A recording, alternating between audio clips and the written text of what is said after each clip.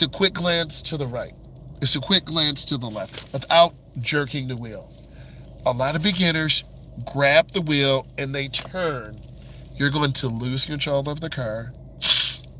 You're going to scare your road tester, your coach, your parents, and then you won't drive. What I need you to do is put your chin to your shoulder, your chin to your shoulder. Don't be scared to check your blind spots. You have to confirm that there is no car. The blind spot is between your back door near where your back bumper is. But I have blind spot mirrors, negative. You have to look over your shoulder and check your blind spot. And in some cases, they'll tell you make a lane change to the left, you look over your right shoulder. They'll tell you make a lane change to the right, you look over your left shoulder. So beginning drivers forget, listen to me, beginning drivers forget their left and right shoulder. Know your left and right. Parking lots confuse me. They are very confusing. They have arrows that go straight down, arrows that go straight up.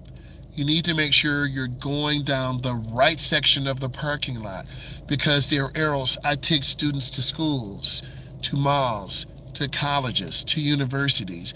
Why? To do parking. You need to be able to learn how to stall park. Pull into a stall, turn on your blinker, turn hand over hand, pull in. Remember, we're in North America. A lot of you would say, well, hand over hand is wrong. Based upon the National Highway Safety Transportation, hand over hand is fine. We're doing low speed maneuvers. We know there's an airbag in the middle of the steering wheel.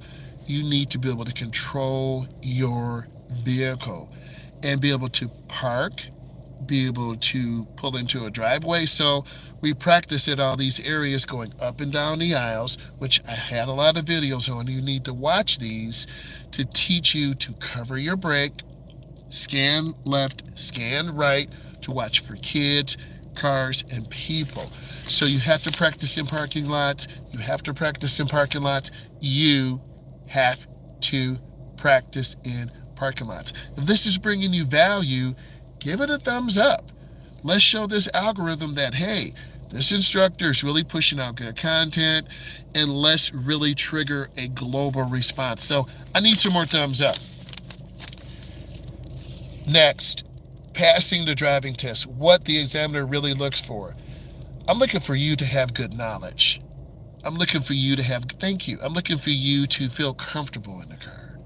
I'm looking for you to have good speed control.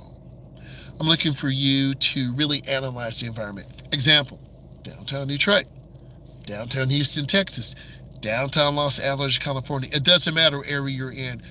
Cover your brake. You have people who are delivering products. You have pedestrians who are walking across the street. You have people who are walking when your light's green. They're still walking in front of you. Use common sense. Cover your brake. Take your time.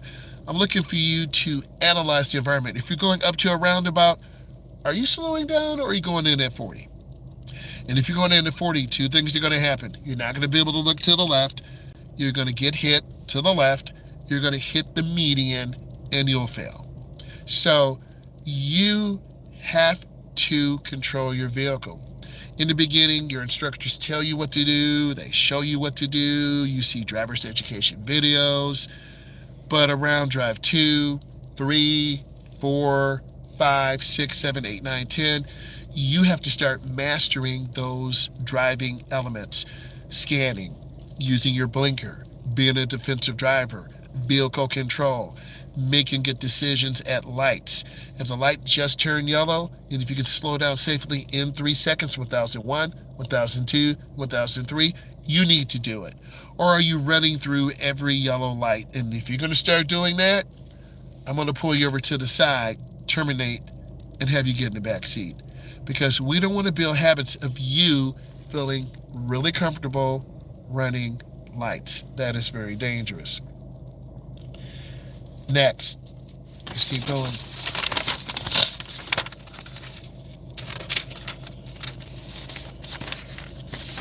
I fail because of speeding. This is true.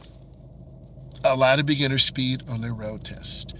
And if you are speeding, learning how to drive, and if your parents are late. Your mom speeds because she's late. Your dad speeds because she's late. Your older sibling speeds. You're going to learn, hey, speeding is okay. Speeding is not okay because you're going to leave later, putting pressure on yourself, and you're going to blow through that red light. You're going to go 35 in a 25 school zone. You're going to drive 35 in a 25 residential. You're going to go 75 in a 65 expressway. You're going to go 85 in a 75 expressway situation. So if you learn how to speed at a young age, you're going to think speeding is normal. It is not normal. So slow and steady is successful. You'll make more lights. It may take a few more minutes, but that's okay. I'd rather have you be a few minutes late, be right on time, instead of speeding. That's one of the biggest things I see. And I had a young lady whose mom had a Cobra Mustang, supercharger, 5-speed, nitrous drag radial. She was driving 60 in a 25 mile per hour zone neighborhood. I said, you have to slow. I'm sorry. My mom drives fast. That's all. I said, slow down, please. And then we were good. So take your time. Good instructors will teach you. Yes, mom and dad, you have to teach them. Beginning drivers don't know what to do. And if your instructor, mom or dad, is not teaching your son or daughter and telling them, excuse me, and telling them what they did right, what they did wrong after each drive, you're getting your money wasted. What I do after every single drive, I come up, talk to the parents. I talk to the guardians. Hey, your son had great speed control today. We need to work on parallel parking. Your daughter was very hesitant merging out on the expressway. Your daughter did a great job of the weave lane, not weave in terms of hair, weave in terms of merging out, emerging behind cars.